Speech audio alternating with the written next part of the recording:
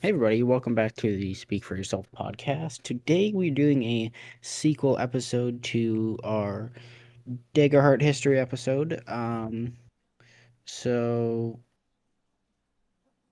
in the last episode we kind of talked about I talked about it because it was the episode I was presenting, but kind of talking about how I had experience in TTRPGs, like knowing how to play them, the rules and such, but I'd never played Daggerheart, so I can talk about all the rules like as much as I want, how I've seen other games run, but you really got to get your hands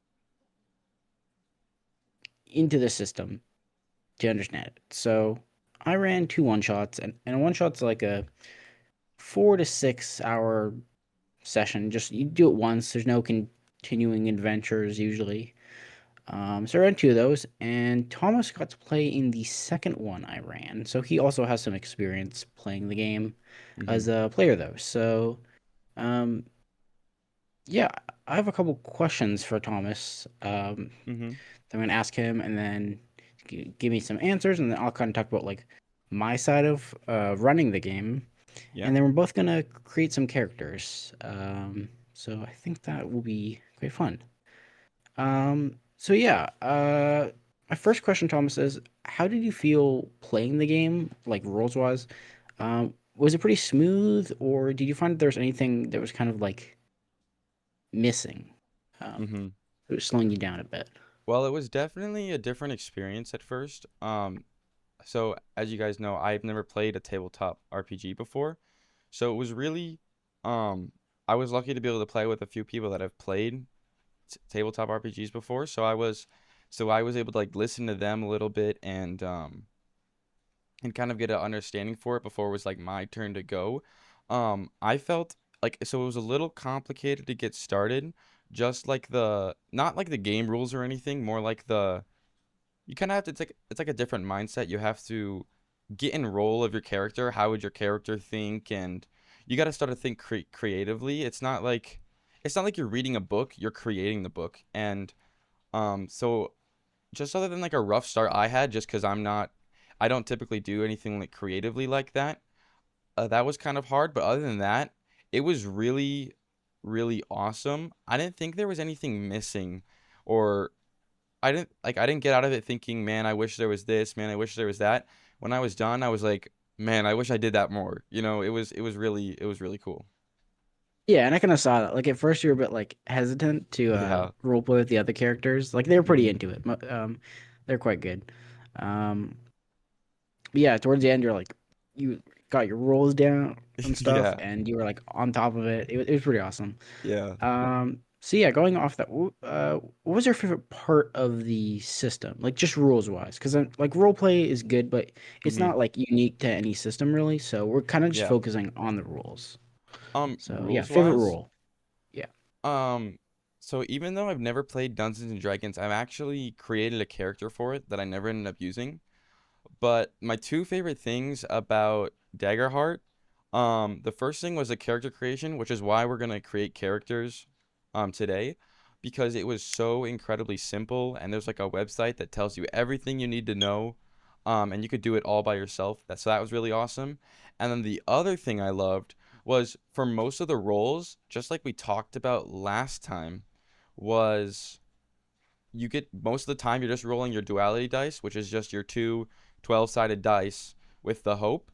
And how we played it, we had this website so we just roll our dice online, and that was super awesome and easy because with the character sheet, it tells you, hey, you're rolling these dice. So I never had to ask. Well, I did ask, but I shouldn't have had to ask which dice am I rolling or anything like that because the thing it tells me exactly, and then it was just super simple to understand and get it. So I feel like you spend very little time worrying about the rules and more about getting into the game and actually enjoying it more. Yeah, yeah, I kind of saw that too. Yeah, we were really quick about creating the character. Like, I didn't have to ask you like any questions. You just kind of, I gave you the website and you just went. Yeah. So, I just did it in like a few yeah, minutes, I think. I'm just pressing buttons, but this thing's telling me what to do, and I know I can't mess it up with this. I can't like misunderstand something, so it was really easy. It was almost like if any of you guys have played Baldur's Gate 3, it felt almost like that. It was like exactly that pretty much. Creating your character Yeah. wise, but a little, but it was even more in depth than that. So I thought that was pretty cool. Yeah, and simple character creation is like really important when you're trying to get someone into the game. Because Mm-hmm. like I've tried to get some of my younger siblings into it, and the last thing you want to do is like sit down and someone like grills you on all these questions of what Mm-hmm. stuff, and you're like, oh, this is cool, this is cool, and then you have all these abilities, and then hell, if you have to pick out spells, it's like, well, that's another probably 30 minutes. Mm-hmm. So yeah, it can be a bit overwhelming, and For sure. I've created a character myself, and from what others have said, like you, Thomas, really easy. So, Yeah, and I've experienced that with yeah, D&D because when we sat down to create a character for that a few months ago, I think it took us like a few hours and we didn't even yeah, it like was long. finish. We didn't even finish everything, and I walked away from that and I'm like, I have like if were to have played a game literally right after I created that, I would have no clue about anything about my character, what I did, what I was, or anything. So that was something I was really scared about, but then I was really thankful about was the character creation in this game. Yeah, yeah, uh, yeah. They did a really good job, and it's not like lacking depth either. Like No, you no. pick your cool abilities, and they still have like a lot of flavor and good rules, Right. but it's not like there's not a bunch of things you have to be like, oh, this and this and this and this and this just for your ability. Yeah. Um, And even with it, while we were playing, if I didn't know it uses like term words like fear and hope, and if I didn't know what that was, I can press on it and it gives me like just that word, it's underlined, so I can see the whole definition of that word and it gives me example cases of how to use it. And then if I don't know what this spell is used for or whatever, it literally just tells me while I'm playing the game I can do that. So it's really, really beginner friendly, which is really appreciative. cool. And last question, Mm-hmm. did you feel the game rules kind of like helped you feel engaged with the game, um, Mm-hmm. and stuff like that? Yeah. With Like when you're the role playing, the rules kind of like helped you role play, and Oh yeah, for sure. all that. For sure. When you create your character, it asks you at the end, it says it's optional, but you gotta like think about your character in advance. Like it asks you like creative questions that you probably wouldn't have thought of when you're creating the character. Because when I created my D&D character, I'm just thinking of, okay, what's this character? What's its spells or whatever. But on the Daggerheart one, at the end, it asks you questions about your character. What did they look like? And how would you describe them? What are some things that really annoy them? And a lot of questions like that. And it really prepares you for the role playing. And because those rules are kind of there, along with like the fear, and I think the fear, calling it fear is a really good name for it because it makes you afraid. Every single time you got one of those, we were like, oh no, we got a fear because Yeah, I uh, click as the we counter talked, and you guys just see the number go up. yeah, we just kept going up and up all night, and like we talked about last time, the fear is when you roll something and it has a fear, the dungeon master will actually get the fear, and that's like their turn token. They redeem a fear for being able to go. So every time you roll a fear, it means that your enemies get to attack you when you aren't expecting them to. Yeah, and And it's like additional too, because yeah, whenever you guys fail or roll a fear, I get to go anyway. So yeah, that's anytime you true. get fear, you're just giving me extra turns or extra fuel for my abilities, which Yeah, is cool. yeah, and that ended up It's coming up like with when you were trying to kill our tank, our guardian. yeah. You just went like 6 times in a row, and he just couldn't escape. Blinded, That was and then the you did only way. triple That was the attacks. only way. Yeah, the Yeah. tank was hurt. The tank was injured. I gave them a rest, and it still took me going with. I had a special ability and another special ability, and I used all of my resource, all my stress, half my fear, just to kill this one Mhm. tank by a hair's width. It Yeah. was Yeah. crazy. But yeah, just like Yeah. stuff like that. Like how they've named the things and really tell you what to do.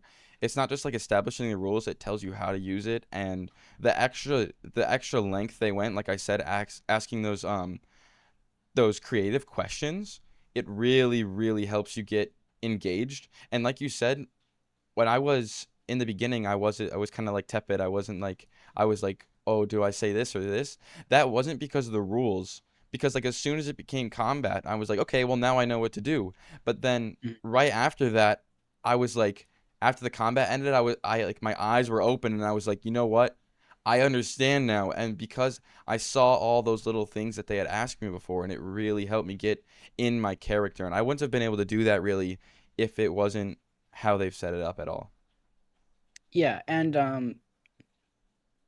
yeah, and like it's even better when you're playing a long-term campaign because it's like Mm-hmm. a one shot, so it's just kind of like a create and just garbage maybe, or just put on a shelf for playing a later campaign. Mm-hmm. Um, but like if you're in a more long term campaign, like your backstory and how your character is gonna be like way more important. But like a one shot's kind of just like try some new rules, fight a cool monster kind of thing. Mm-hmm. Um, so yeah, we did some role play, to kind of just to get to the combat, but Mm-hmm. Well, um, that was a lot of fun too.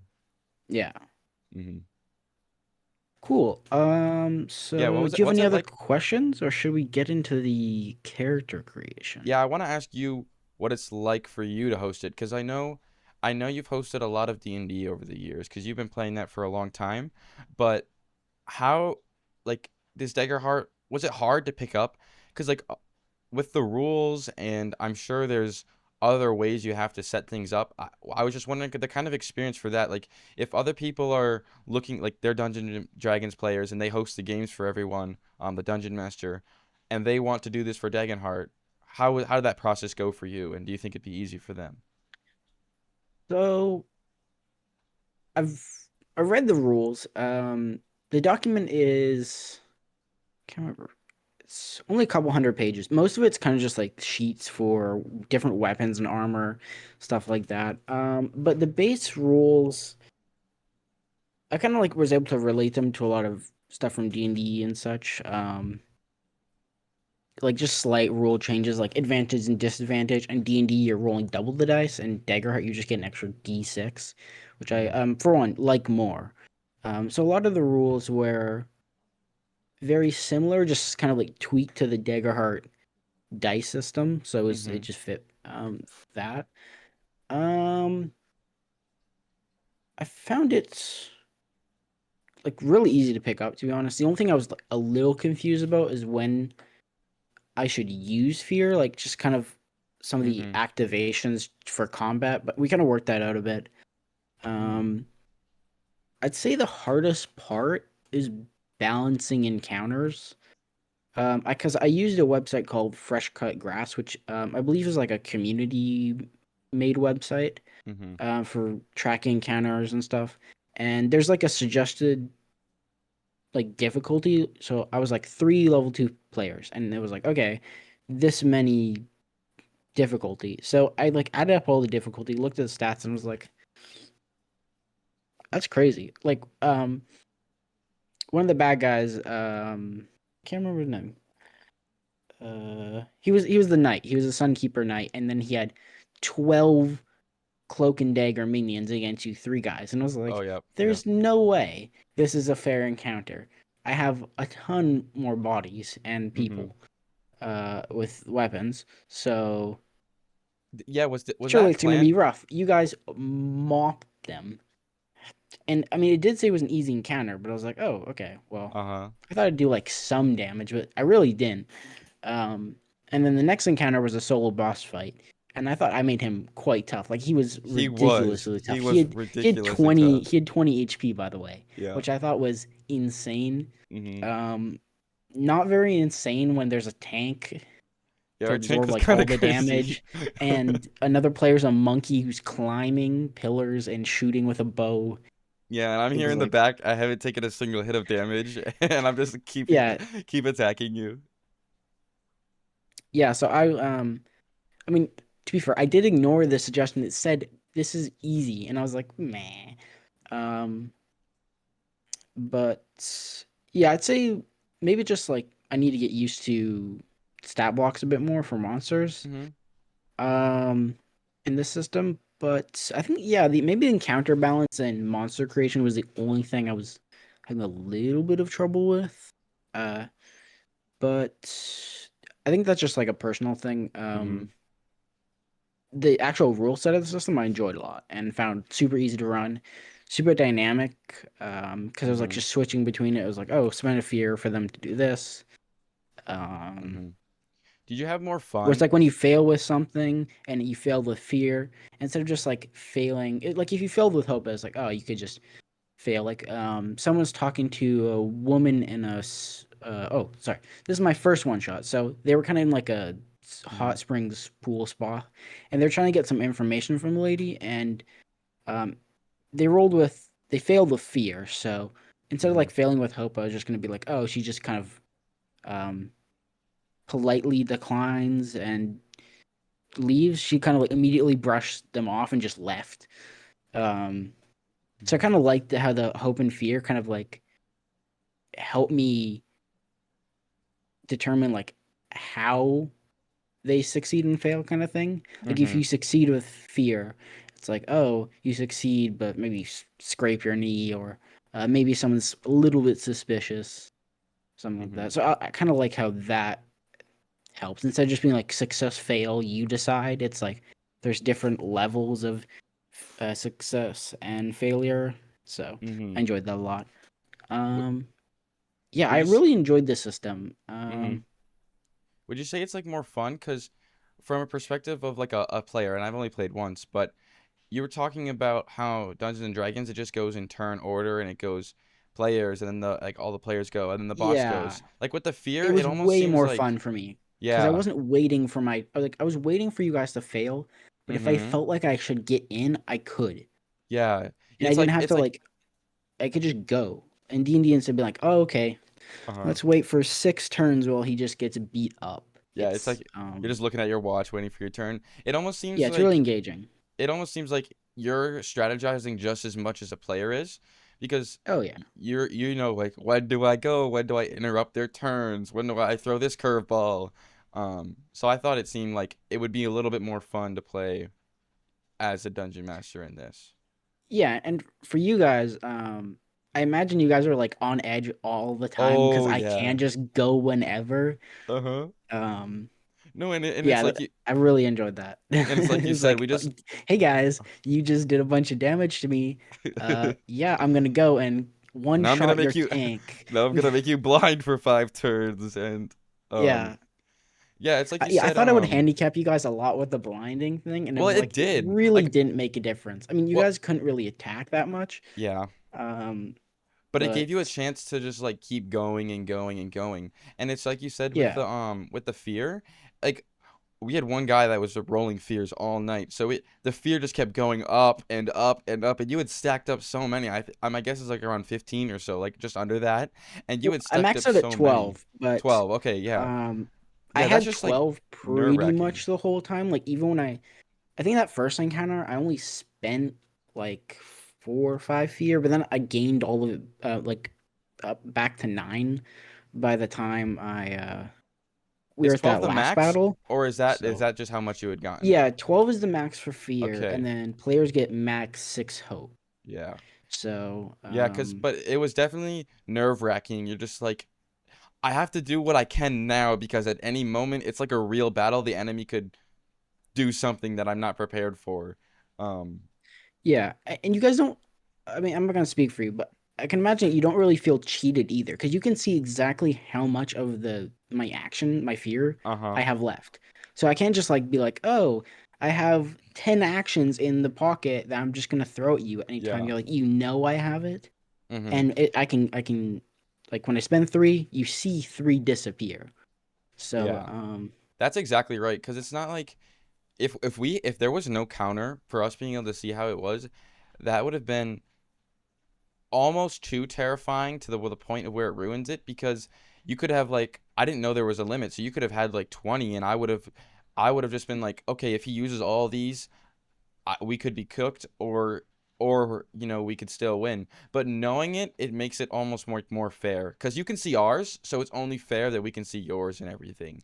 yeah, Um, and it was super like even though like I'm not the antagonist here. I'm just running the encounter. Like I'm not trying to like kill everyone. I'm just like I'm the bad guy now. I'm running the bad guy. Okay, I this isn't personal, but like when I got down to one fear, it was like okay. I mean, he's already close to being dead anyway, but it's like this is his last stand. He has one fear left, and he was just at one HP. So you killed him, but in his sorry, the other player killed him. The Uh-huh.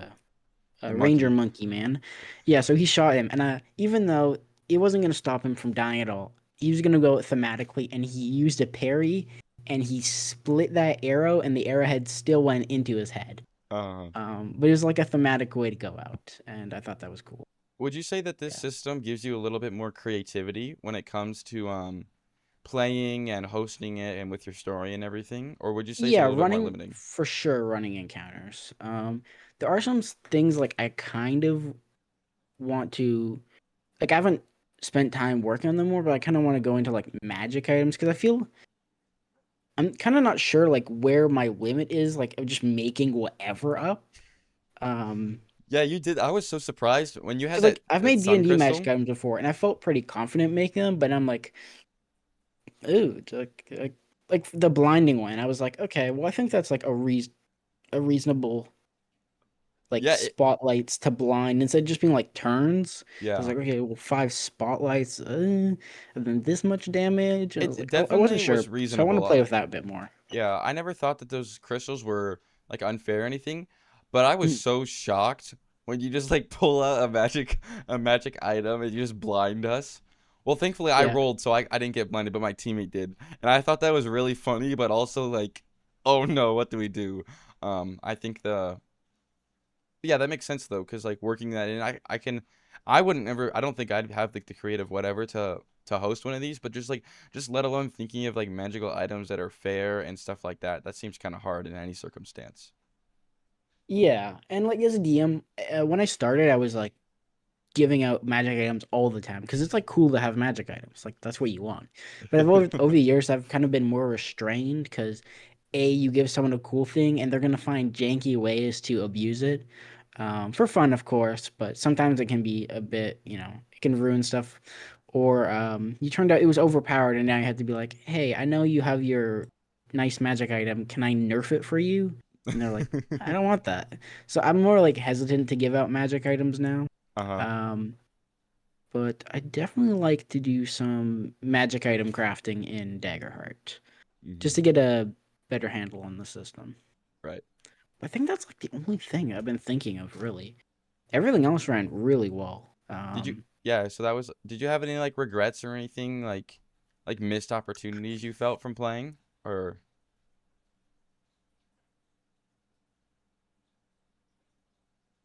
If it wasn't a one shot, I think I could definitely be using fear a lot more in social encounters. oh yeah. Kind of like in like I don't know if cloak and dagger is the right term, but like you're talking to someone and maybe they're like loosely associated with the antagonist, and I could be like spending fear um to do stuff. And like imagine you're at a social encounter and you just see a fear disappear, like what? Yeah, Because now that's I'd be interesting so because paranoid. Like you just see you it go down and you don't know why. yeah. And your character doesn't know, but you know something's up. And you Yeah. don't even know if it's the person you're talking to or just someone around you. So like Or if if you we're like in a change more the environment. long-term campaign, like social spending of fear in social situations, I definitely do that a lot more. But that's just kind of like the format of the game that restricted it, not like Mhm. me not doing it. So Yeah. yeah, that's really the only thing. I really enjoyed it. Um Yeah, we both had an awesome time playing. It yeah, my was schedule's getting pretty busy in the next like few weeks. I'm like going back to school for like a college course and stuff. So I won't have as much time, but I would still like I'm gonna try to fit in like a Daggerheart one shot or something. Um Weekly, maybe every 2 weeks, just because I enjoy it so mhm. much. It's like Yeah. my TTRPGs are my creative output or Yeah. outlet. Um Yeah, and so it was like the most fun I've had in quite some time because it's not like a video game where you're just playing this and or even like Minecraft where it's like creative because you can build whatever, but this it felt like the whole game is at your fingertips. And that's just me as a player. For you, it must feel amazing because I know you like writing stuff and coming up with things like that. So this just must be like nothing compares, really. Oh yeah, I love it. Like personally, in my time, I like to world build. Like at the moment, I was yesterday I was just writing up some cool. I got some inspiration. I started like working more on the place the one shot took part in. Like I added some more stuff about the gods and stuff. And I can write that all I want. But like having a place to like put that creative stuff I like just make up is really fun. And you get to share it Um, with other people, and they get to experience yeah, it. because like the thing about a book, like I've thought about writing a book. I've tried. It's just not as collaborative as playing a game.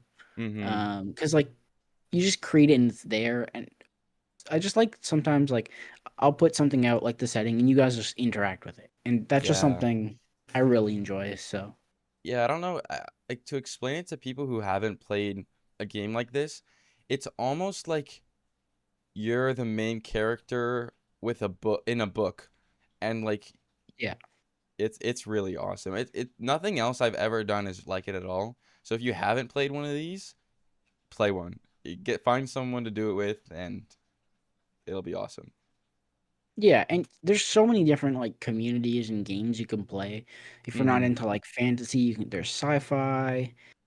There's like super grim dark settings in game systems, and there's different GMs and stuff. So like you're almost you're 100% gonna run into a GM that just you don't enjoy playing with. Maybe the players you don't enjoy playing with. But try not to get like have that ruin your experience because there are good players and GMs out there. Yeah. But so many people play like the Dungeons and Dragons official Discord has tens of thousands of people. Wow, that's a lot. And it just happens to be that not all those people you want to be playing with. And Of course. I have a personal like RPG Discord I vet pretty well, so everyone there is pretty awesome to play with. So yeah, I really suggest everyone just plays TTRPGs. I will try to direct everyone towards Daggerheart just because I love it so much. But Yeah, yeah, yeah, and fantasy's like the best genre, of course. So why would you oh ever go yeah, play something else when you have sci-fi is fantasy? cool.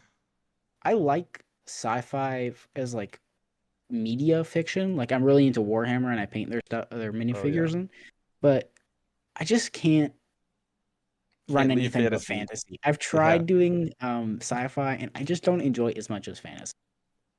yeah. Um, so yeah. I think that's all I want to talk about game wise.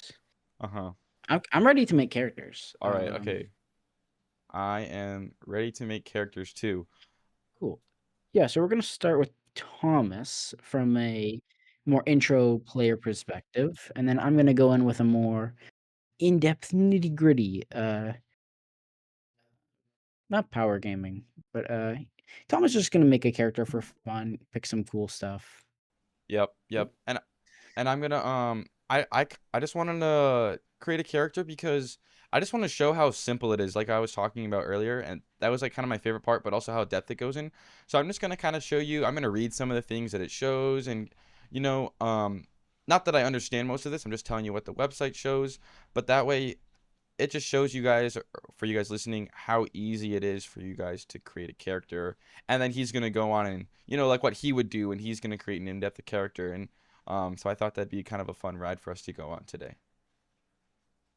Yeah. um s- yeah, so when you search up Demiplane, this is the website you'll come to. It says from tabletop to anywhere. You just go and press create characters, and then the next thing you're gonna do is you're gonna select your game. So as he was talking about, there's all these other games that you can role play So as, many and systems. They're all good. and I've heard good things about this them is all. just on this website. So I've never heard of any of these. Well, I've heard of some of these games, but sounds like you can role play them as well. Yeah. But yeah, so you select one on this website. This is all this website has, but you select one for the. It's kind of like specialized for that. You're not gonna want like Superman coming up as like an option in Daggerheart. So you're just Mm. gonna go on and press Daggerheart, and then you're gonna press create character. Um, and then this is where everything happens. Um, the really cool thing about this is I'm able to share, once I'm done creating my character, the direct link to someone like Levi. Like I sent him the link, and I'm not. What are you able to see when I send you that actually? So I just when I put it into the fresh cut grass thing, it just shows your HP, your armor slots, and your hope. I think. Mm-hmm. Oh, and your evasion. Yep, and your evasion. So I can see all the basic stats I need to like know if I hit you and Mm-hmm. how much damage you're taking, kind of thing. So it's pretty handy. I could also just like click on the link and see your whole character, but Mm-hmm. I'm not really keeping track of everyone's abilities during the game. More so, just like the basics. Yeah. And that's it's really nice because that way you don't have to ask, oh, did that hit you? And it's a lot more beginner friendly, like I said, because if he would have asked me, oh, what's your evasion? Did that hit you or not? I would have no clue. But since he's able to see everything, he can just say, oh, that hit you. Oh, that didn't. Yeah, It really makes playing super easy. Um, yeah, it speeds it up a lot when you're asking less questions. That's hmm that's really what takes the longest when people ask questions every time they do an ability. That's yeah, yeah. And once I stopped asking slow. questions, things were a little more smooth and we got through things. And um, yeah. Yeah, you start speaking the TTRPG language of you take 25 damage and 5d6 and 2 armor slots and And then I start crying because that's terrible yeah, and you would never want that. So you got your character creation sheet. It explains what Daggerheart is. And what what if this game is for you. So definitely check that out if you want to look at it. They have pre-generated characters, but that's not what I'm gonna go over. I'm just gonna go for the character name. I'm just gonna put like sample because he's our sample character and it doesn't matter. So with these, I'm gonna choose level 2 just so you can see how leveling up works as well. Um, because it does help you through leveling up. But then they give you like character portraits, and so if you want to if you're going to create multiple characters, you might want to select some. You can choose custom ones as well. So if you want to just if you have multiple characters, you can think, oh, it was the one with the frog avatar or the robot or whatever. And if it just looks like something that resembles you, that's also good. Um, and then after that, that's just like the getting started. You're gonna choose a class, and each class that you tap on, so it has a list of all the class right here, right? Anything from assassin to wizard and everything in between, pretty much. When you click on it, you lists everything. It lists the subclass and your background options, so you get to know in advance. So that way, if you're really looking for something like this and you wanted like a sub race like elf, and if it didn't have the option for an elf, you would know that in advance, so you don't go through like all this in the row, and then realize, oh, it's not how you wanted to. But it lets you know everything basically in the beginning, what options you have for all your spells and everything like that.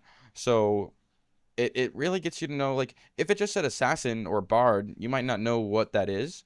So it's really nice for also just letting you know, hey, what's this? What does this mean? Like, if I choose a class, I don't know what that means, what part or anything, like what your abilities are going to be. So you can go ahead and choose your class. Let's just choose like Guardian. And you just press on the select class right here. Um, and then the next thing it changes the list right here, right in front of you. The next things it says now on your to-do list, you have choose a subclass, set your traits, choose starting weapons, armor, inventory, and deck of cards. So we're just going to go ahead and choose a subclass, and it gives you right here, just like everything on this, it tells you exactly what it is. Stalwart, it tells you like what's your perks for choosing these subclass. Let's just say we choose Stalwart, right? You gain one permanent bonus to your damage thresholds, and you get this ability called Iron Will as well. It's when you take physical damage, you can mark an additional armor slot to reduce the severity. So let's just go ahead and select that. yeah. And that's the one the tank was playing in the second one shot I ran, and it is Oh yeah, super that's right. tanky. It is super good. Yes, Yeah. that's true. Yeah. You got to explain what happened. He used a whole bunch of fear in a row, and not only when he did that, he was using abilities to do double attacks in one go to do so much damage. But he did that right after our tank triggered some of those buffs, and he just kept. It took him like a lot of your fears for you to be able to I kill think I him. spent like 5 fear and Yeah, a couple stress. It was 10 attacks yeah. It was simultaneously, really like cool. at one after the other. Uh huh. It was ridiculous. Yeah.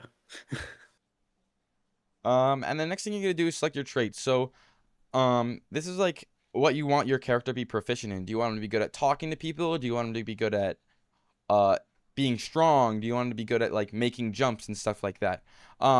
So it tells you exactly what every single of these values are reflect your natural or trained ability in each course 6 stages. And then it goes over each one. It tells you agility. This means when you do this, and strength. It means when you do this. So what this is let's just say I want to lie to someone, right? And the dungeon master would be like, okay, well now you have to roll, and you have to add your multiplier, your effect onto this. And the character sheet tells you everything like that too. So let's just say I want to roll if I have a strength. Well, I get an additional 2 to whatever my dice roll added if it was strength with this setup right here. What's nice is what so this is what I did when I was playing. I just did use suggested traits for this. I don't have to think about any of these for and this changes based off your class. Like mine had a +2 on instinct and then like a -1 on strength because that's how I chose like a witch. And but for the first time, this is what I did and I would recommend it. Use suggested traits. That way you don't have to know as much, but you still understand what the things do. And that way you don't feel bad. Like if you didn't haven't played one of these and you accidentally put everything into things that you would have never used as your character, you would feel terrible and wouldn't be a lot of fun. So for the first time, I just used suggested traits and I had a blast with that because I didn't have any thoughts about what my character needed or anything, and it just made it super easy. Um, After that, you get to choose weapons. Now a lot of these they say unlock. That's just because they're really special weapons, but I don't actually mind that as a feature because when it's your first time playing, like if you were to play this not online with this website, you would have to buy a book. And how much do one of those books cost, Levi? Because It's I know you have like actually one. quite cheap. The starter book is for set actually. It's $55. Comes with the core rules and the deck of cards, which are gonna have all the class, race, and some abilities on it. So and you don't really you're gonna have a character sheet, but it kind of like takes up a lot of the stuff that would be on your character sheet. Yeah. So yeah, this is just a website, and a lot of them have unlocked different things by buying expansions. Mm-hmm. But that's a nice thing about pen and paper is that, well, you don't have a digital website, so you can just look it up and put it down on your sheet. That's true. So yeah, But that's why I don't mind the unlocking feature on this because if you're doing with pen and paper, you're gonna want a book, you're gonna want a deck of cards just to make it easier. But the usability and ease of being able to do this, like Levi and I don't live next to each other. yeah. So with this, he can see exactly what I see, and we don't have to. There's zero confusion, no need for a camera or anything, no need for, and like he said, asking the questions and figuring all that stuff out costs a lot of time, and that's what takes the longest. With this, he can just take a look. He doesn't have to ask me. I don't have to know what he knows, and it just makes it really easy. So I don't mind that you have to pay for any of this. So you can just select whatever weapons are unlocked, and like I said, they have explanations for everything. Longsword, axe. So we can just choose a battle axe. It says suggested, and you know what? There's nothing wrong with just choosing the selected ones, suggested ones for your first playthrough because it makes it easy. Like I said, which is one of my favorite things about this is that it's not like a pressure for you to create the perfect character on the first time. After you choose your weapons, you get to choose any of your armor, chainmail, blah blah blah, and it also explains it. It's got a picture of it and everything. Oh, it says, oh, this is -1 to evasion. Hover your mouse over evasion, boom. It tells you exactly what evasion is and how this will affect you if you select that. So once again, let's just go with suggested because this is just our sample one showing you how awesome this website is. You get to choose between it says you already get to take this, the torch, 50 foot of rope, basic supplies, and a handful of gold, and your dungeon master will know all that. And then you get to worry about, oh, should I take a health potion or should I take a stamina potion and one of these other things too. And it tells you exactly what it does. Minor health potion immediately clears one dice, four-sided dice of hit points. It's that so that's it's you roll one die with four sides and that's how many hit points it clears. It's it's not um like you were saying, you said these dice are a lot more simple in Daggerheart. I remember you talking about that because you said like the same roll on a Dungeon and Dragon dice is not the same for a healing potion on Daggerheart. How does Oh that? yeah, I was just making comments about I like the a health potion in Daggerheart. Like this is just a basic one. Feels good. Like in Dungeons and Dragons, you have more HP, but you're gonna be taking more of that damage, and I was just commenting how expensive health potions are in D&D. Yeah, yeah. By the book, that is. I mean, you can run them to be cheaper. I just didn't like it. Yeah, and that's another great thing about these games is that, there's like basic rules set in place in general, but for you, you can just change anything. And as Yeah, long you as it's can homebrew obviously, whatever you want. It's just yeah. nice to have things that you don't have to homebrew. Mm-hmm. Like they thought about it and it's just okay, check the rule. Yep. And yeah, But yeah, and everyone's free to homebrew as much as they want. yeah, and it made the health potions feel really satisfying. Because, I didn't have much health. I don't know how much health our tank had. Do you know? Uh, I don't know. I want to say like seven, six or Yeah, seven. and I only had like 5 or 6, I think. And so Yeah. when you roll this and you roll a four-sided die, even 1 health, if you're rolling the bare minimum, it feels good. That's a good chunk of your health, that you're getting to heal. So I really enjoyed that too. It didn't feel like in some games, like video games, when you play, think of a minor health potion, you think, oh, that sucks. It's like minor, so it does like basically nothing. Well, in this game, it it does a lot, and it feels really satisfying, and doesn't leave you disappointed. So we can just choose 2 random of these because we're not actually playing anything, so it doesn't matter. And then it choose you get domain cards. These are kind of like your how would you describe these? Like kind of like your special spells or attacks. Yeah, so some of them are spells, some of them are just your abilities. Yeah, your abilities, I guess. Yeah, and It's the and easiest so way to describe it. and when you select your weapons, you get like a basic attack with those, and you can just say, "Hey, I'm going to use my longsword," for example. But with these, you get um like you choose not to equip armor. You have a base armor score of 3 plus your strength. Or when you take severe damage, you can mark a stress to reduce the severity of 1 threshold. Um, and um, and it's not just like a basic spell, but it gives you a lot more. These are like your special ones. You don't do these every turn. You have to think about when do I use these and stuff like that. And then so again, we'll just select 2 random ones, and then after that, you get to choose your heritage. So you choose, um, like what race are you? So you get like elf and a fawn, and I don't even know what any of these are. Um, A lot of them are like animals, just other animal races. yep, Uh, humanoid like animals or something like that, mixed between the yeah, I two. Like think our guy was a monkey. anthropomorphized is the word. Yes, yes, It's when you give like human anthropomorphized. traits to Mm-hmm. Yep, talking about things in non-human human things. length. In terms of humans. Yep, so you get like stuff like this, and it it it tells you what it is and what perks you'll get of being each one. Like if you're an elf, you get Marcus stress to gain an advantage on a reaction roll. So just like with everything else, each one of these gives you a completely different experience and set of abilities and everything you get to use. And it explains it all in advance, so it's not like you're creating your character or you're going in blindly without any of that. And then after you choose your ancestry, so like elf or whatever, you choose like where you're from. So this is like freeborn. This is what I was when I played. You're born of a freeborn community, and you're from a collective that lived under tyrannical rule and is now liberated. And it gives you an ability. Once again, it gives you another ability. Once per session, when you make an action roll with fear, you can instead change it to a roll with hope.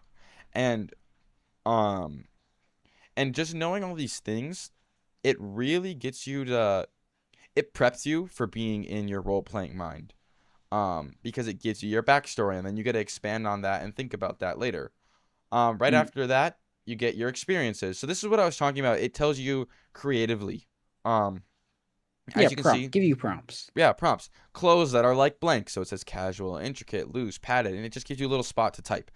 Eyes like boom, blank, body like blank, the color of blank, attitude like blank, and you get background questions.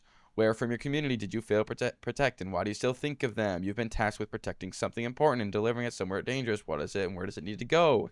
And just a whole bunch of questions like that. And it's something I wasn't prepared for, but I'm glad they had it because it just turns on your brain. Hey, you need to start thinking about these things now. And then after that, you get to choose your experience. So these are things like your specialties. Since we have we're supposed to be characters. We're supposed to have backgrounds. This is the kind of you coming up with your more thing. Has your character been a thief? Are they a scholar? So you put like things like that into these, and then when you do something like that, you get extra points, or it helps you in a way when you do those. Hmm. I'm not quite exactly sure how it works because we didn't end up Yeah, using and those. it's more loose because you can like say what you want. There's not like a list. You can be like, well, maybe they're like, I don't know, really good at cooking shellfish. Yeah, yeah. I mean, it's pretty niche, but like, hey, if you decided you want to be really good at cooking shellfish, sure. It get Um, yeah, and yeah. because it's not a list for this specific thing, you get it allows the character to feel more like you and how you want it to feel. Just like these last ones, these also didn't have lists. Those are just typing spots. So is this one. It makes the character. It's really making sure that you don't feel limited Mm. on how your character is. Um, so we can just choose stuff like thief and like chef or something just for this example. But just keep in mind, like you said, those can be really narrow or really whatever. And And it's up to the game master to decide if it applies. So if you said, "Oh, they're a chef," well, it's not very specific. So maybe the game master is just going to be like, "Well, maybe that's not really in the chef thing." Whereas if you make it more clear, like what specifically you're good at, there's less decision for the dungeon master to like yay or nay if it's worth applying your experience to. mhm. So yeah. Yep, and then the last thing is connections, which is connections represent relationships and personal history between your character and their fellow party members. So this would be like if I had known the people I was playing with, which I didn't, but they were really great guys. If I had like we could talk about this, like so we could go into the game knowing each other as long as that's okay with like the dungeon master and everything. Um, so it's like Yeah. your backstory. You get to come up with your little backstory between them. You know, it's it's really awesome. Mm. Um, does that play any role? Like, can that play a role? Would you use this against them or with them if you could? Against them? Yeah. Well, I do like player backstories, even better when they're connected. A, because it makes it less confusing when you're like, oh, you're three people who've never met, don't know each other, and have zero connections. I guess you're adventuring together. Why? Well, because Mm-hmm. otherwise it would be, well, there has to be a reason you guys are together. So if I'm just like, okay, you guys never met, you're together.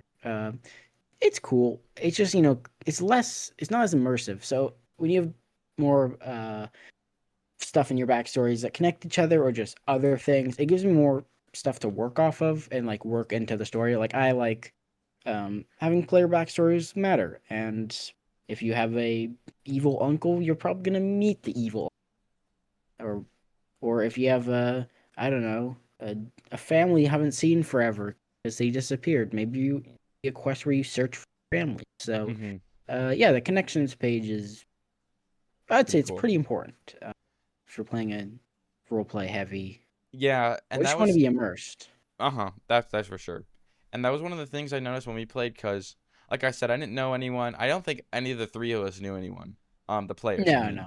no. Because we had all played, well, some of us had played, some of us haven't. And um but I was worried about that when we started because he was having us like, oh, where are you during this moment? And I the one of the things I was thinking about for a while in the beginning is how is he gonna get us to all get together and find out to know each other? And eventually we did. We heard a commotion and we all rushed over there because that's what our characters would do. Um, but I imagine that'd be pretty hard for you to get something like that. And then we kind of the three of us we had to like improv our like how we would react to each other instead of like connections like this. But Mm. yeah, like you said, it's pretty helpful for your dungeon master to be using stuff Yeah, like that. and it's agreed upon between players that you guys are gonna be Mhm. like friendly and meet up with each other. Mhm. Um, it just helps me make it. It's just more Immersive. immersed. Yeah. Yeah, immersive. When I'm like, Mhm. oh, you guys, you hear a commotion and you're all epic heroes, so you're gonna go save the day. Mhm. Yeah. Instead of being like, oh, there's a commotion. Do you go over there? No. Why? Meh, I don't feel like it. Don't feel like it. I Yeah, don't that'd be feel like pretty it. It's like, hard. well, that's kind of like what I need to happen because that's kind of what I've planned for this session, maybe. So Yeah. if you don't Yeah. go that way, well, maybe something. I'll probably make something else happen. but the players kind of buy into a certain amount of following the cookie Yeah, it's like trail the hint, hint, DM leaves. wink, wink, nudge, Uh, nudge. You guys gotta head over here. yeah. Yeah. So then after all these ones that you got to customize yourself, really, this is like the section where you got to write anything you want, come up with the backstory of your character. After that, since we chose a level 2 character, you got to level up. So now when you level up, it shows you got to choose each level is different, right? So it shows you right here when you level up to level 5, you got to do these things. Level up 4, you did do these things. So I just did one level to show you how it's like the leveling up. Um, so it tells you like right now you got to enter another experience. You got to increase a proficiency. You get to level up some of your traits, and you get to choose some of these, and and then you get to choose two of these. Gain HP slots, gain a stress slot, gain experiences, choose domain cards. And we started out at level 2 just to make things a little bit easier for our dungeon master. Um, Mm. but this is generally how the leveling up process will look like. So we can just choose, let's just choose gain 2 HP slots because we can. And then let's just say we're a con artist because that sounds fun. Um, and then choose a domain card. So these domain cards, they're back just like how they were before. It shows the ones we have acquired. So that way, if you didn't know, if you forgot, it tells you which ones. That way you can see them and think, okay, which ones do I think will work well? Or is there a spot that I'm not hitting? Like, can I not hit far away enemies? Um, so you got to see all of them. You got to see the ones you have, and you got to see the ones you got to select. Same thing as before, explains everything. And then after that, for us, it just says saving changes, and it did that little bit of loading, and now it's character sheet. So after this, you get to see your character sheet, and then if you just copy this link, I could send it to Levi or whoever I wanted to be able to see the whole thing. Mm. And so this is what your character sheet looks like. You got all your important stats up here: your health, your hope, your HP, your stress, and these are your things we selected earlier. Remember, we just did agility, strength, finesse, all those we just selected the suggested ones. And then so these are all your spells right here. And then you get to press equipment to see all your equipment that you have and what you want to select, and you can just click on them like that to select them or whatever. And then you have extra details. These are all the things we wrote in before: your connections, your background questions, your description, and then journal. This is for like any notes you want to put, like if you like trying to remember names you put or details that you want to come back to or anything like that, you got to put it on here. So this website has it all. If you gain a hope, you just press that button, boop, it tracks it for you. It's not like a pencil and paper where you're constantly writing over it and then it gets messy and like same thing with this. You don't know what armor is, put your mouse over it, it explains it. Strength explains it. You press on your thing, everything on here is it explains every single little thing you would ever need to know. And then, like for this, it tells you what type of dice you need to roll if you're doing it by yourself. But then it'll also tell you for like your melee attack, this is the dice you're rolling. So it also tells you with all those things applied, this is exactly what you're rolling and how you're putting it into thing. And then so when you're playing, like how we were playing, we have this. It's called Fresh Cut Grass, like he was talking about. You go into player view. So what you would do actually is you would get a link from your dungeon master, and it has you type in your name so that way people can track it. But then it show all your dice right here. If you want to roll your duality dice with like a modifier, you roll that. It rolls in on screen. You get to see it. It's with hope. It does the math for you, and it keeps track. And then each one it adds a list right here. So if you roll another one, or if you roll another one, it keeps track all in a list. And then up here, if we were playing an actual game, the dungeon master, it would show his fear right here in a circle, the number of fear. Um, yeah, that's all I want to talk about. I think that I just wanted to show how intuitive and explanatory the whole character sheet is and why I really enjoyed making my character instead of it taking hours upon hours like it did when we did our Dungeons and Dragons and I still didn't understand anything. So, Yeah, you covered like a lot of the stuff pretty well. And I'll say like you look in the character sheet now, there's a lot of information. mhm. You're referencing most of that never. Yeah, that's true. Like never. And even when you are referencing some like there's a lot of wording and jargon on the cards for your abilities. You're just gonna get used to it. Like you're not leveling up doesn't happen all the time. So uh you'll be used to using a lot of your abilities and yeah. Yeah, So it's don't be intimidated by all the words written down. and It's just some explanations. that's really all it is. Yeah, And if you're you're keeping track of confused, your fear. Sorry, not your fear. You're keeping track of your hope, uh, maybe your modifiers, and your HP and but all evasion. that's on the That, top, so you don't even need to yeah. scroll down to see, whoa, that's a lot of words. Nope, you can just ignore that. And what I did, since I was playing with people who have played like Daggerheart before or other games like this, I was able to just take a picture of this, and since it explains it to me, it explains it to them, and they can see exactly what I see. But since they have experience with the game, if I wanted to have ask them for help, they can tell me, or even the dungeon master. And um it's a nice way to share it because it gives them, like, if you just say, hey, I want to use unstoppable, can I use that here? They're like, what in the world is unstoppable? Well, you show this to them, and since they understand the game more than you, if they do, um they can tell you exactly what it means if you're still confused. So it was really fun getting to play with people who knew a little bit more than I did, because they could help me if I needed help, you know. Hmm. Cool. Well, did you have anything else you want to say about character creation before I get on to my Other than you guys should create a character and play a game yourself, I don't think there's anything I have else to say. nice plug? Cool. So I will get into my character creation. I'm also going to do a level two character, just because. Do you want to share your screen real quick so I can see that? Oh, yeah, sure.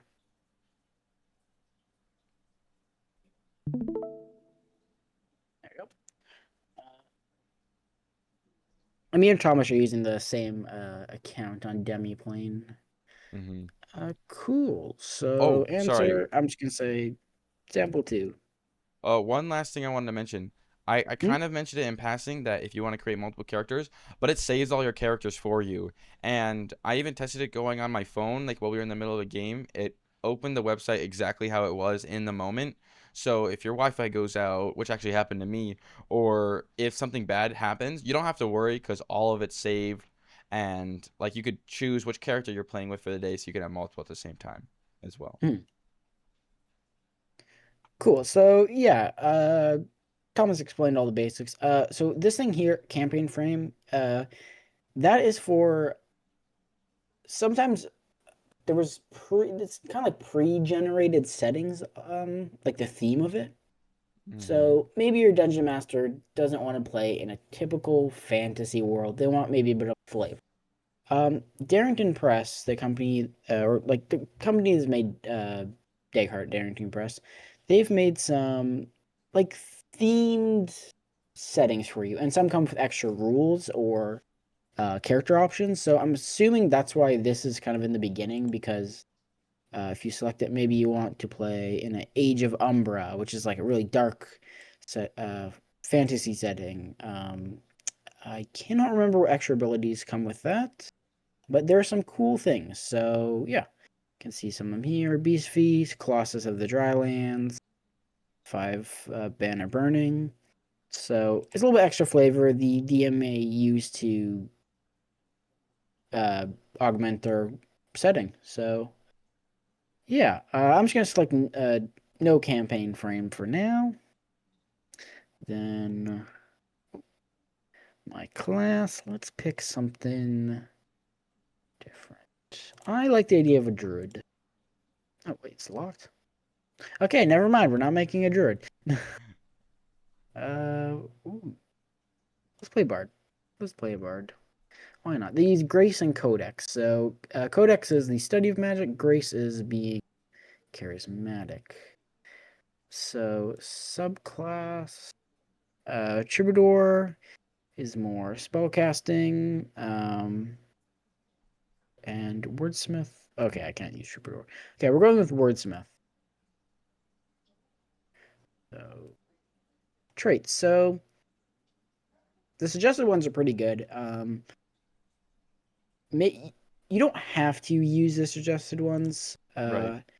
It just kind of helps you work your character build. Like, um, I mean, I could be a really fast bard. Like that one's maybe not the most important. Presence kind of is because it's kind of like the talking skill, and bards are very charisma and role play oriented. So I mean, I could have poor charisma if I, or sorry, I keep saying charisma, the D&D term, a presence if I wanted to.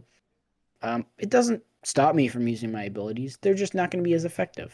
Maybe I just want to be a really punchy bard. That's fine. Like, I'm just not going to be not getting some of the bonuses, and that's fine. Um, Play a- with your character how you want. You can be a tank of a bard. Why not? and for Um, for you, since you've played these a lot more, what's kind of your approach for selecting the traits like this? Or Usually just I just go with your the way. suggested for like the main trait. Like I would go presence. I would keep the presence as the highest stat for Mm-hmm. um a bard.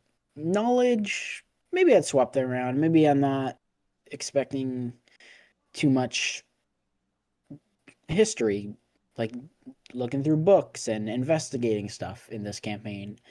So maybe I'll just not do a +1 to knowledge and I'll put a +1 in instinct because maybe he's more perceptive. Um, and maybe his strength isn't a -1, it's a +0, and he's just not very dexterous. Mm-hmm. So I usually just keep the main stat at the highest, and then I kind of play around with it depending how I How you want want the to play? character to be. But it's not a huge difference. As you level up, yeah, you're gonna get more bonuses, and maybe that's where I'll just leave it at the suggested, and then as you level up, play with what you're kind of enjoying. Like Mm-hmm. maybe he's not strong at the beginning. Maybe as you level up, your bard becomes much stronger and is more into weapons fight. So I'm just gonna pick a basic battle axe. Doesn't really Two. make sense for a bard. You can Most select bards two. are not very fighty, but you can play however you want. And then I'm gonna select a dual staff. What is Uh, like a normal thing? you don't have to play it anyway. Usually bards aren't they're not bruiser fighters. They're kind of more support and social. Like you can totally have a battle axe as a bard. Mm-hmm. I'm just sticking to the classic. I just select it to get it over with. It's not the Mm-hmm. interesting parts. Uh, most bards have daggers and kind of like more lightweight weapons. Because they can be kind of pretty shifty characters, and carrying a battle axe may hinder you being uh, good at some of those things. But again, build a character however you want. Uh, Mm-hmm. there's just some different things will happen. So I'm gonna select. You know what? We've gone with the battle axe, and I can't remember the other weapon. I think it was the staff. Heck, let's just go with a melee, pretty melee bard. They're gonna have heavy armor, a battle axe. Uh, they're not very good at any of them because their strength is -1, but that's You could fine. change that if you wanted to, but I guess you're not going No, I'm gonna go with it. I'm actually liking this idea. So to. romance novel or letter never open. And as you can see, those are Um, different. Those two options are yeah. different. I had So one like a secret key and or an option from your mentor. So those change based off the yeah, second options change. and this is like actual like these matter. Like the potions are gonna give you some buffs when you drink them. This is more roleplay oriented, which I like. And I like the idea that this chainmail battle axe wielding bard has a letter they never want. Maybe it's from their a lover or something, someone's confessed love, and they don't want to open the letter to see what happened. So they've run away. They've run away from their hometown to avoid their crush. Um, me too, bro. Cool. He's Yeah. creating him in my So fantasy world. uh, domain deck cards. So again, some of these are blocked. Yeah.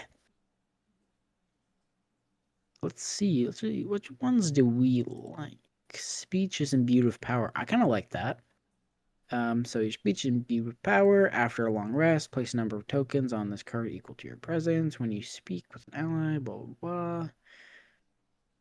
Cool. So yeah, so this one That seems is really buffing good. your allies, so you can help them clear stress, clear hit points, gain hope. So I like this. Yeah, he's a frontline warrior. Maybe he's inspiring his allies. Can you imagine that? Can you imagine that ability with our tank? Yeah. That'd be crazy. Um, and then hmm, let's see what these ones do. Okay, he only has three to select from. Uh, Codex ones are locked, which is interesting. So he's gonna be more of a into the magic, just because I can't use these blocked abilities from his codex. Oh, sorry. Mm-hmm. So he's gonna be more into social stuff. So, um, hmm. Make a spellcast roll against a target within close range. They become temporarily enraptured. Mm-hmm.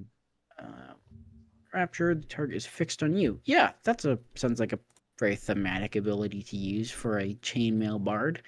He's a he's taunting his enemies, buffing his Man in a allies, boo and he's boo. taking the brunt in his armor. Um, cool. So let's select Enrapture and oh, I got one more domain card. Okay,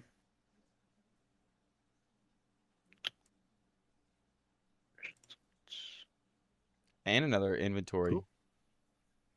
Oh yeah, I forget.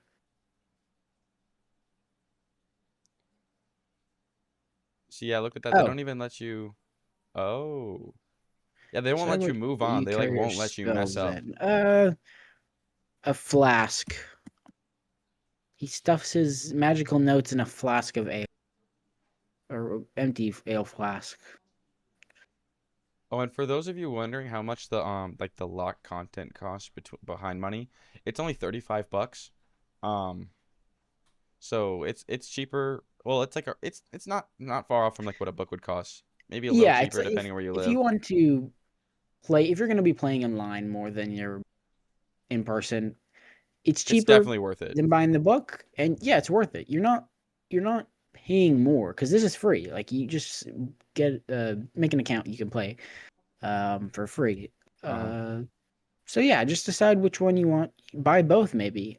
Maybe you like having the tactile abilities in person. Yeah, Levi's gonna But buy both, I feel like. I'm cheap. I'm a college student. I'm cheap. I won't buy the online stuff. Yeah. Not maybe if I'm playing Daggerheart a lot. Even someone who likes Daggerheart as much as me after two games, I'm cheap, so maybe I won't buy it. Yeah, and see for me, I would prefer the online stuff just because like the ease of use, because I'm not as Yeah, well familiarized with definitely makes things. sense for people who are playing a lot. Yeah.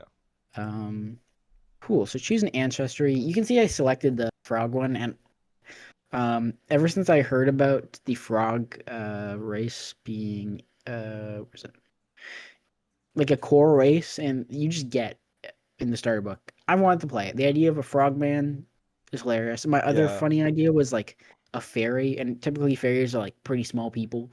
A Oh fairy yeah. that's a tank, because they can fly. I think one of their abilities is flying. So Mm-hmm. you're getting a giant flying tank, and it's just hilarious. So yeah, I like that almost as much as a frogman. Ribbit, that's it. And they get a okay, so they can breathe and naturally. That's handy, kind of niche. You won't be using it a lot for the most part, but it's The kind of long nice. tongue I feel like would be pretty useful. The long tongue is, I mean, I like the idea of being a frogman. That's hilarious. The That's idea of having a hilarious. tongue, you mark a stress and you can use it as a weapon. So that's That's pretty fun. aw that's hilarious. You Like get to choke you're your just in enemies your with your armor, tongue you're standing in your armor in a tavern, socializing, and you just like knock someone out. with your tongue. Yeah, just You see a frog yeah, walk into a tavern wearing chainmail armor while struggling to wear it because they have negative one strength, and then their yeah. tongue comes out of their mouth and just kills a guy. Don't worry, I don't have to move to attack you. That's true. Brandishes battle axe. Cool. So now we're into the community, which is like where you're from. So it's like instead of just saying like, oh, I'm just from a small fishing town. Well, if you're fishing town, maybe they were. Wildborn. Maybe they're kind of more, instead of being more of an urban one, you're like in the jungle or whatever. So you're gonna get some abilities like Lightfoot. Your movement is naturally silent. You have advantage on rolls to move without being heard. So yeah, maybe he's a stealthy fisherman because he was spearfishing. So yeah, I can select Wildborn. There's so many others: Seaborn, Richborn, Reborn. Um, yeah, and they're all thematic and give you some like Hmm. backstory just for free kind of thing. It's like, oh, was a Wildborn. Okay, so what other cool ideas can I get from growing up in a community in the middle of nowhere kind of thing? Yeah, it, And like then you get kickstarts your a little background. buff, a little nice buff to go with it. So Hmm. yeah, I enjoy that a lot. And then experiences. We're gonna skip by this, just like Thomas. So he is, let's say he's good at poker or card games. Good at card games. He's a gambler. He's a cheating Yeah, kind. he shows up to the tavern, full chainmail, battle axe, challenges you to poker, And then kills you beats too. you handedly. Yeah, Yeah. he's actually like stealing cards with his tongue. Yeah. Um, let's see. Let's spearfishman. And then he Spearfishing. taunts you. Spearfishing. He's good at spearfishing. Cool. And then I'll select my level up for level 2. So create an experience. So maybe before the adventure, he's done a little bit of adventuring before, or just like in his hometown, he learned some of his level 1 skills. But now that he's set out to be an adventurer on the road to this town where the campaign begins, he ran into some bandits and they broke a wheel on his wagon. So maybe he's good at fixing wagons or repairman, wooden repairs. Wooden That's repairs. good. That's like niche but Wooden broad at the same repairs. time. Wooden repairs. So yeah, he had to fix his wheel on his cart, and now he has. Wait, what? I'm not gonna bonus. Cause you're on the level 1, I think. Am Oh I? wait, no, wait. Go back to the getting started. Did you choose that you're level 2? Oh no, I didn't. Oh Yep, yeah, that's that why. one makes sense. It Thanks for catching that. Yep. it doesn't let you Wooden repairs. cheat. Okay, now we have the +2. There you Um. go. So yeah, he's a spearfishing wagon repairman with a penchant for poker. Um. Cool. And then proficiency. That just happens naturally, right? The effects of increasing your proficiency. Yeah.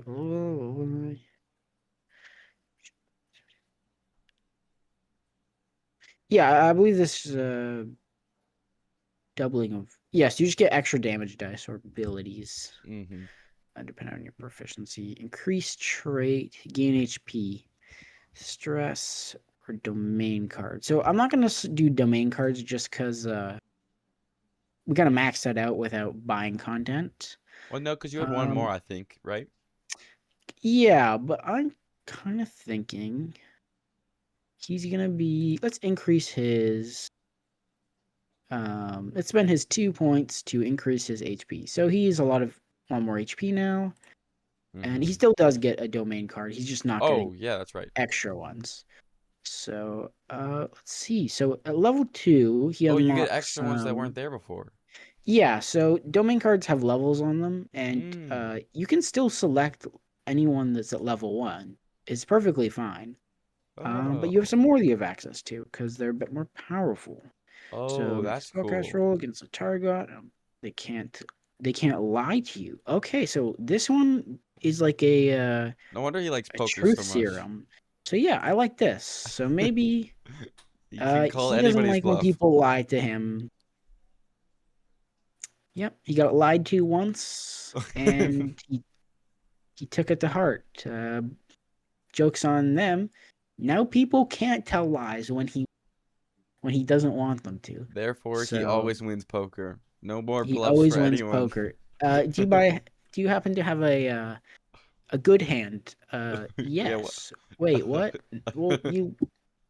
I fold then. You can't steal my money. Cool. Exactly.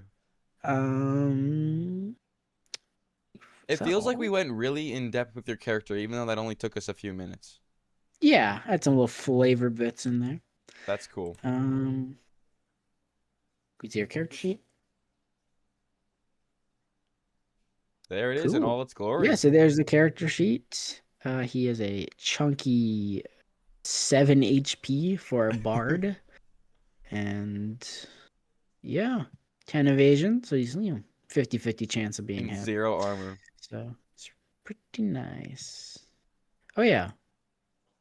It's Oh, because you can't I handle haven't it. equipped the armor. That's why. I Oh yeah, see. that's right. Oh yeah. Yeah, the armor is It's need on to the be equipment, right down there. where I can't see. Down, right there. Sorry guys, Equipment. I tend to be blind. Oh, I see right here. And then you clicked on which ones you equip. Chainmail armor.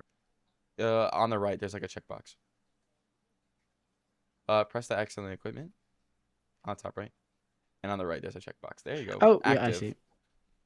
Guys, I'm blind. I'm I guess telling no you. matter how intuitive the character sheet is, Levi still fails it, messes it up. So. Oh, 100%.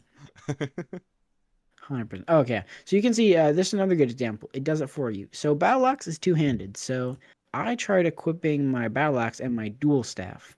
Can't do that. For one, they're both two-handed. hmm Um, so yeah, these are just battle axe is gonna be my main weapon. I can use a dual staff if I want. I just have to spend some time to swap it out. Yep. And like I said, Cool. it's nice that it doesn't let you mess up, so you don't have to worry. Did I do this wrong, or am I missing something? It won't let you move on until you've done stuff like that. Yeah. Like how he accidentally didn't equip one of the things before. It won't let him move on to the next step until he does that. Hmm. Cool. Well, I think we've covered everything today on this Mm-hmm. episode. I hope you guys enjoyed. I really did. I hope I you did as enjoyed well. sample two, the Frogman Bard, Uh-huh. and sample one, the uh, Guardian. Yes. Yes. So yeah, And so thank you for listening. And if you're Daggerheart, we'd love to be sponsored. Uh please, Darrington Press. I wouldn't mind a free copy. That's all I'm saying. Okay. just one. I will shill for you shamelessly. He already does. That's Okay. the thing. I would like to actually. I would actually like to start an actual play. I just have no time to do it. Um. hmm Yeah. Please sponsor us. You don't even have to pay us. Just send us a free. Send us a free book. I can't even get it. It's Yeah. still out of stock. I want it so bad. Yeah. Um. Yeah. Yeah. That's all I got. Yeah. Yeah. Cool. Any And then closing remarks from you or? no, I think that we got everything. If you guys end up playing Daggerheart, or if you have before, or any other RPGs actually, t tabletop RPGs, just let us know and yeah, share your experiences. Maybe try to convince someone why they should, you know, if you're listening on YouTube. But yeah. Oh yeah. Shill for them. Okay. It pays Yeah. off one day. Pays off one day. Okay. Cool. So yeah, guys. Hope you guys enjoyed this episode. Watch other episodes. I don't hmm know which ones are out at this time, but they're all good. I promise you that. So yeah, we're And gonna if get you, going, and remember to always speak for yourself. yes, what he said, guys. Yeah. We will see you guys all in the next one.